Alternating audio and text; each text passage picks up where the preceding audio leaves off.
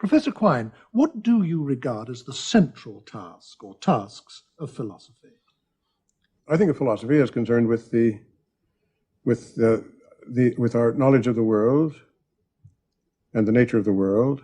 I think of philosophy as attempting to round out the system of the world, as Newton put it. There have been philosophers who have thought of philosophy as somehow separate from science and as providing a firm basis on which to build science. But this I consider an empty dream. Science, much of science, is firmer than philosophy is or can even perhaps aspire to be. I think of philosophy as continuous with science, even as a part of science. Well, if it's continuous with science and even part of science, how does it differ from the rest of science?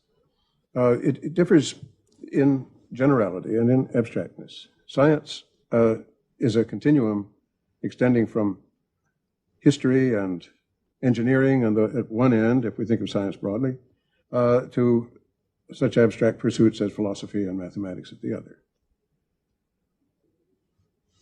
Philosophy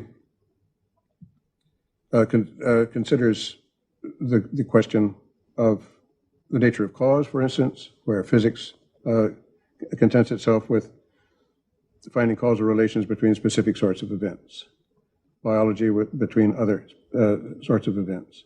Again, whereas the zoologist will tell us that there are wombats, and the physicist will tell us that there are electrons, the mathematician will tell us there are no end-of-prime numbers, the philosopher is interested rather in what sorts of things there are altogether. It's in these ways that philosophy is more abstract in general. In other words, the philosopher is investigating what constitutes the connective tissue of everyone's thought, including other people's thought, so that the physicist is trying to find out whether or not A causes B, but the philosopher is saying, but what does it mean to say that anything causes anything? Good. The physicist is trying to find out, say, what particular subatomic particles there are. And the philosopher says, but what does it mean to say of anything that it exists? Yes. It's at this level of complete generality that the philosopher's investigations occur. Is that right? Yes. Now, do you include in this, or do you exclude from it, the age-old questions of how the world got here in the first place, or how life began? I exclude these from philosophy. How the world began is a problem for the physicist and astronomer, and of course there have been conjectures from that quarter. How life began is a problem for the biologist, on which he's made notable progress in recent years.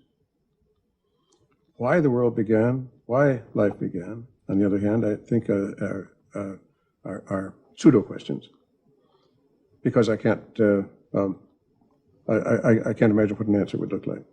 And you think that because there's no conceivable answer to these questions, they are, so to speak, meaningless questions? Yes. Yes.